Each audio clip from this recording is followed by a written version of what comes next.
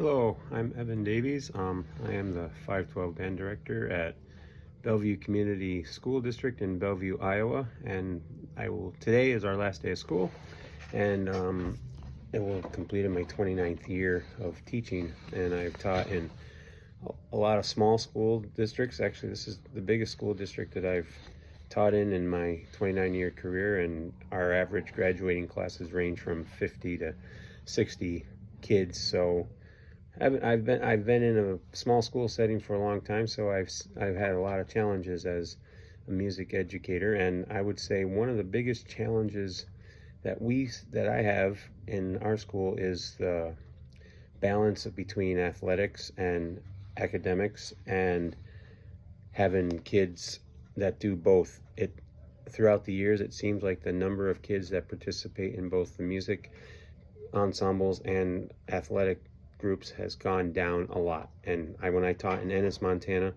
at one time I was able to have a high school band of 60 kids, and a lot of those kids were athletes, and they did both. But as the years have progressed, it just seems like more and more importance and emphasis has been placed on athletics, and kids just don't do music. In fact, when I recruit for fifth grade band now, one of the biggest things I hear from the kids is, I can't do band because I'm in sports, and they just don't understand that there is a chance that you can do both.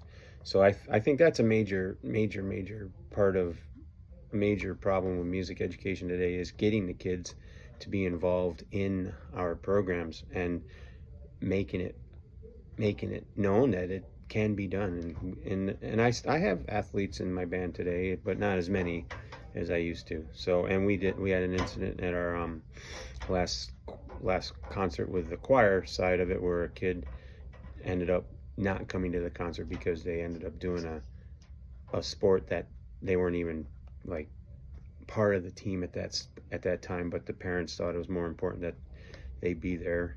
It's a mess. I don't really want to talk about it, but anyway, so that is one of the major challenges, is getting kids to be able to do more than one activity and understand that it's okay. And I'm a huge athletic person. I love sports. I actually coached junior high basketball when I taught in Wyoming, but I just see it as a problem with music education, and it's just going to continue to be a problem, especially when parents pay so much money for traveling teams, and they invest so much money into their kids' sports endeavors that they feel like they have to follow through with that throughout the high school years, and in essence, it kind of hurts them when they don't give their kids a chance to be involved in music.